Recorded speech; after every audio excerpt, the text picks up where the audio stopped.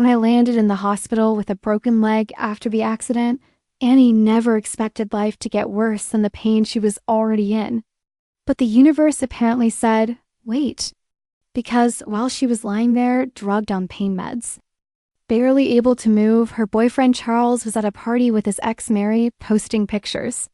And the caption he wrote still burned in our mind.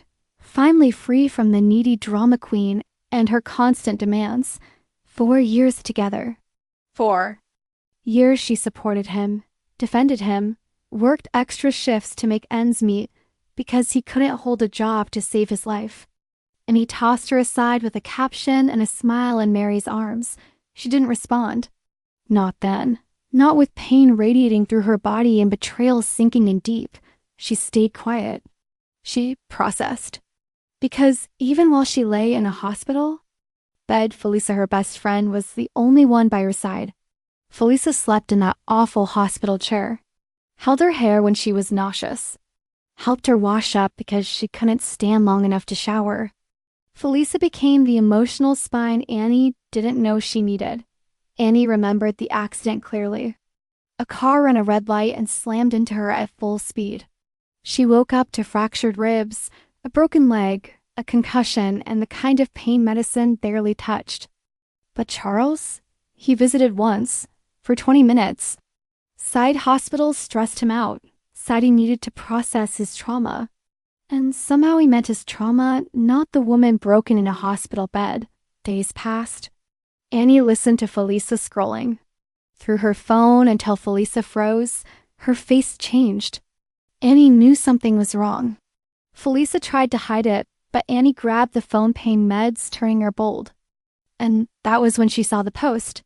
Charles smiling with Mary, arm around her, drinks in their hands, and that caption slicing her heart open all over again. 4 years. 4 whole years of cleaning his messes, forgiving his failures, covering. Bills he promised he'd pay, believing he just needed support or time or one more chance. And while she was lying in a hospital bed learning to walk again, he was parting over being free. She didn't cry. Not right then. She shut down instead. She remembered something important. The apartment lease was under her name only. Because for 4 years, Charles claimed his credit was temporarily damaged. Those temporary damages lasted the entire relationship. She called her landlord Mr. Walters, explained everything. Then she called Edward, her brother, and Daniel, her cousin. They came immediately, and together they planned quietly and carefully. A week later, while Annie stayed with Felisa to recover, Edward and 2 of his coworkers went to the apartment. They boxed up everything Charles owned. Every sock, every figurine, every controller, every expensive collectible he bought instead of contributing to the rent. Every gift from Mary he secretly kept. Every beer bottle he proudly aged. Every piece of childish nonsense she once pretended to find charming. They didn't break anything. They didn't damage a single item. They simply moved it all, every last belonging, straight into the dumpster behind the apartment, the regular dumpster. Not recycling. Not donation. Trash, where Charles had tossed 4 years of her life. They left only one box containing his essential documents, birth certificate, ID, family photos handed directly to Mr. Walters to hold. That was all he deserved, and then the messages started. That morning, Annie's phone lit up nonstop. Dozens of texts. Angry at first, accusing her, threatening her, demanding explanations, demanding access. And suddenly, within hours, those messages turned into apologies. Long paragraphs, begging, pleading, crying through text. Please talk to me. I messed up. Mary means nothing. I was stupid. I love you.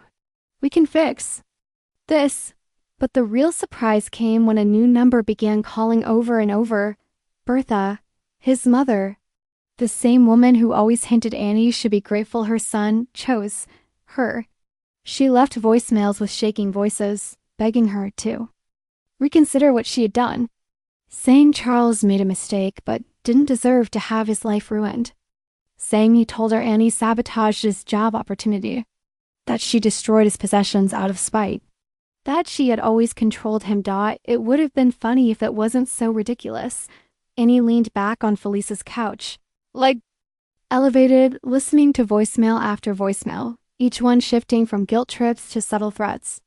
Bertha cried, begged, blamed, accused, all in one breath. And through it all, Annie didn't say a word to Charles. She remembered the hospital bed, the pain, the loneliness. The caption, she didn't regret anything she did, not one bit. The calls from Bertha kept coming. Annie ignored every single one. She lay on Felisa's couch with her leg propped on pillows, scrolling through apartment listings while the phone buzzed nonstop beside her. She felt strangely calm, almost weightless, like something heavy had finally been cut loose from her life. 4 years of emotional exhaustion were slowly deflating from her chest. Felisa walked into the room with a bowl of soup and shook her head at the buzzing phone. "He's losing it," she whispered like it was background noise. Annie didn't even look up. She was done. Everything in her heart that had once defended Charles was gone. Meanwhile, Charles had been back to the old apartment several times, but he had no idea she'd already changed the locks. The landlord himself helped arrange it after seeing the hospital post. Mr. Walters didn't even try to hide his satisfaction. By the next morning, Charles' messages turned from furious accusations to frantic panic. His job, the one he bragged about finally getting, the one Annie had gotten him through a connection. That job offer disappeared, and he knew exactly who caused it. He started texting in all caps, then paragraphs of apologies, then angry voice notes, then voicemails crying about his life falling apart. Annie ignored every single one. Then Bertha finally snapped. On-call number 40-something. Annie let it ring, but Felisa, fed up with the noise, answered instead. Annie could hear Bertha's voice through the phone without speaker mode. She was sobbing, gasping, begging, switching between blaming Annie and defending. Charles. Felisa finally shoved the phone into Annie's hand. Annie sighed and answered. Bertha immediately launched in. "You've destroyed my son's life. He lost everything. His job, his home, his belongings. He's devastated. Do you have any idea what you've done?" Annie calmly stared at the ceiling, letting her talk and talk and talk, until Bertha started insisting Charles had been supporting Annie financially for years, that he'd carried the household, that he'd let Annie stay in the apartment out of kindness, that he was drained from her demands. Annie almost laughed. She couldn't help it. It burst out before she could stop herself. "Bertha," she said softly, "when was the last time your son paid rent?" Silence, heavy silence. "He told me he covered other expenses," Bertha said weakly. "Which expenses?" Annie asked. "The video games? The subscriptions? The limited edition clothing? The special craft beers?" More silence. Annie felt that same calm settle inside her. She explained clearly, simply, without emotion. She told Bertha how Charles hadn't paid rent in 3 months, how he owed Annie thousands, how he used Annie's money while claiming to be broke, how she had worked extra shifts and sold jewelry just to stay afloat while Charles bragged about networking. Bertha didn't speak for a long time, and when she finally did, her voice cracked. "He said he was supporting you." "He lead," Annie replied quietly, and Bertha knew it. The call ended with Bertha saying she needed time to speak with her son. Annie didn't care whether she did or not. She had said what she needed to. That afternoon, Edward stopped by with groceries and updates. Apparently, Charles had shown up at the landlord's office demanding to be allowed inside, but Walters refused, explaining everything in detail. When Charles threatened to call the police, Walters happily said, "Let's call them together." Charles left immediately. Annie almost smiled. Her legs still throbbed. Her ribs still stung when she laughed too hard. But for the first time in a long time, her heart felt light. Later that night, Felisa brought in a blanket and sat beside her. "You okay?" Felisa asked softly. Annie nodded. "Better than I felt in years." when her phone buzzed again. She didn't even look. She was done with. Charles done with the lies, done with the wait. And she felt herself finally breathing like a free woman. Annie's follow-up appointment went better than she expected. The doctor said her leg was healing faster than average, and if things stayed so, she might get the cast off in 4 weeks instead of 6. Felisa celebrated by taking her out for ice cream, carefully wheeling her down the ramp outside the clinic while Annie clutched her cup like a trophy. For a moment, Annie felt normal again, but the peace didn't last long. That afternoon, the doorman at Felisa's building called upstairs saying a delivery had arrived for Annie. Felisa went down while Annie waited with her leg propped up, assuming it was something from her brother or her cousin, but when Felisa returned, her face was twisted in pure disbelief. In her hands was a compost bin, a real bin, filled with dirt, worms, and food scraps. Annie blinked, convinced she was hallucinating. Felisa placed the bin on the floor. On top sat a handwritten note, like compost, our love can break down and rebuild into something stronger. I'm shedding the old me. Please give us another chance to grow. Annie stared at it, speechless. Charles had sent her a bucket of decomposing garbage as a love gesture. She laughed so hard she bent forward and immediately grabbed her ribs in pain, wheezing while Felisa tried not to drop her phone. It got worse when they opened the bin. Inside, half buried in the dirt, was a tiny velvet ring box. Not only was the ring obviously fake, the cheap kind that turns fingers green, but engraved inside was a date Annie instantly recognized. Mary's birthday. Charles hadn't even bothered to remove the engraving. Annie closed the box, dropped it back into the bin, and texted him a single sentence: "The compost bin is exactly where our relationship belongs." He responded instantly, paragraphs about how the ring was temporary, how the date was symbolic, how he wanted to reinvent himself for her. She ignored every message. Felisa dragged the whole bin downstairs, recorded herself dumping it into the dumpster, and sent Charles the video with a cheerful thumbs-up emoji. Within an hour, Charles switched tactics again. Emails, long emotional ones, about how he was realizing things. How he was sorry. How Mary meant nothing. How the accident scared him. How he was ready to contribute, ready to be a partner, ready to grow. Annie didn't reply. Then Bertha finally emailed. It was a long email, so long Annie had to scroll for almost a full minute. Bertha walked through every stage of panic, denial, anger, confusion, and regret. She demanded answers. Then she apologized. Then blamed Annie again. Then apologized again. Finally, Bertha asked for proof of what Annie had said on the phone, and Annie gave it to her. Rent receipts, bank transfers, screenshots of Charles' messages, the social media posts about being finally free, copies of bills Annie paid alone, a full timeline of how Charles contributed nothing but excuses. Bertha didn't reply immediately, but a few hours later, she sent one more message, a short one this time. "I owe you an apology. I didn't know. I'm ashamed." Annie closed her laptop, exhaled, and felt something unclench inside her chest. For the first time in years, someone actually believed her.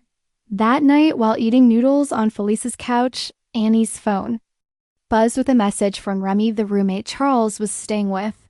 FYI, he's talking about doing some big dramatic gesture to win you back. I'll keep you posted. Annie rolled her eyes. If Charles' compost bin was his idea of a grand gesture, she couldn't imagine what was coming next. But she wasn't scared, not anymore. She was finally starting to feel like herself again. Things escalated faster than Annie expected. The day after the compost disaster, Remy texted again saying Charles had gotten kicked out for stealing $200 from his wallet.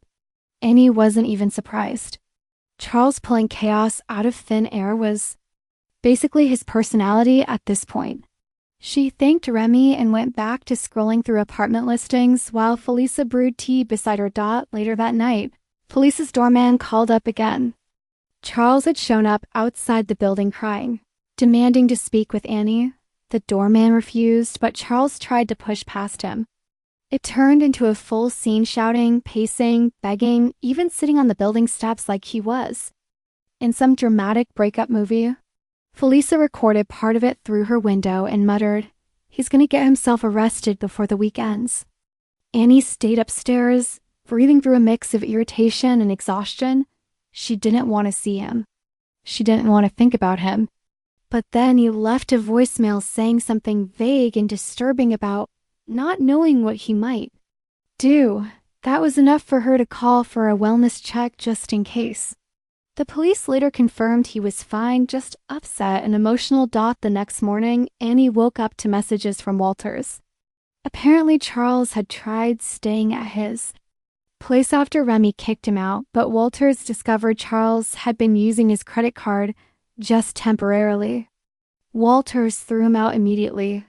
It felt like everyone who had ever defended Charles was suddenly realizing he was exactly who Annie had warned them about. Meanwhile, Annie's bank sent her updated reports about the debt she'd been working to unravel.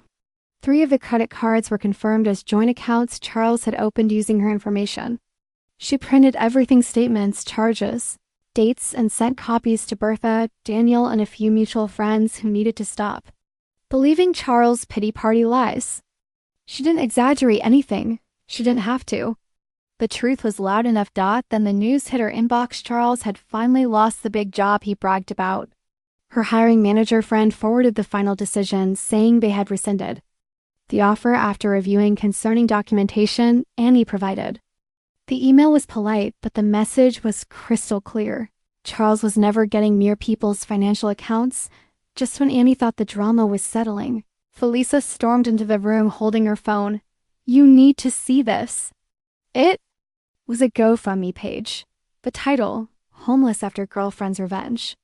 The description, a completely fabricated story about Annie ruining his life and stealing his belongings after a small disagreement.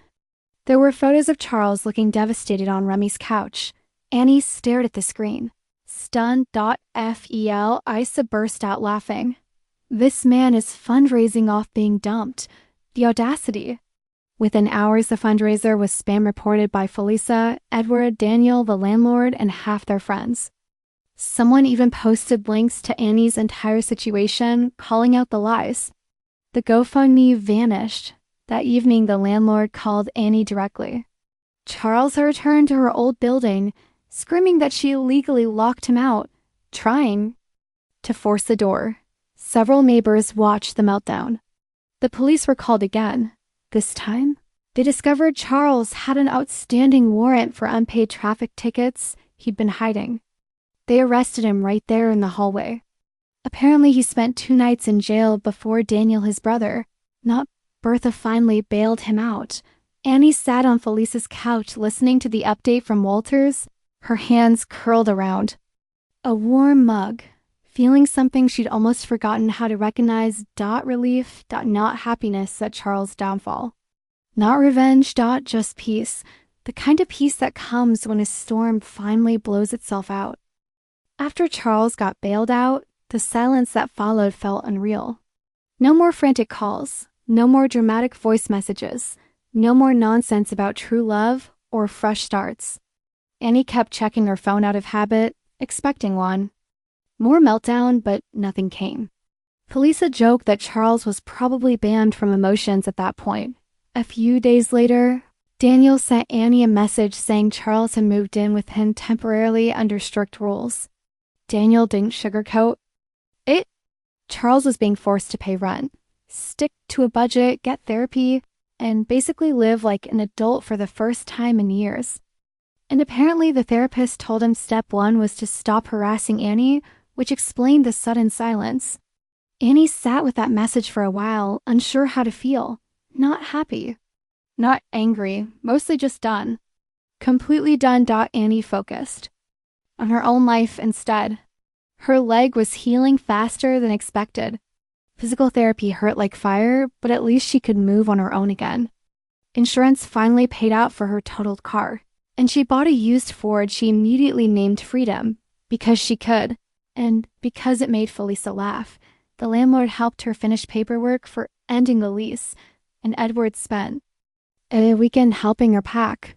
Even Bertha reached out again, not crying or begging this time, but apologizing in a quiet, tired voice. She confessed that Charles had been lying to her for years about everything. She said she felt ashamed for believing him over. Annie and even slipped an envelope across the table with $2,000 inside. Annie didn't want it at first, but Bertha insisted it was from her, not from Charles, and that she needed to make things right in any way she could. Annie used it to buy furniture for her new apartment, her own space, clean and bright without any trace of Charles in it. Felisa helped her move in, and the two of them spent the evening sitting on the floor eating takeout, laughing at the fact that Annie was finally free from the mess she'd been drowning in for years. They joked that the universe should send her a certificate of survival for dating Charles as long as she did. A week later, Annie stepped onto her tiny new balcony with a cup of tea, looked out over the quiet street, and felt something she hadn't felt in forever: calm. Total calm. No chaos. No guilt. No weight pulling her down. She had a job she loved, a body healing little by little, a best friend who had literally slept in a hospital chair for her, a brother who showed up every time she needed him, and a life. She was finally rebuilding for herself. Charles wasn't her problem anymore. His choices were finally catching up to him. And Annie was finally breathing again, stronger than she had been in years. She stood there, letting the breeze hit her face, realizing she didn't need revenge or closure or an apology. She already had everything she needed. Her freedom back, her peace back, and her future back. And that was enough.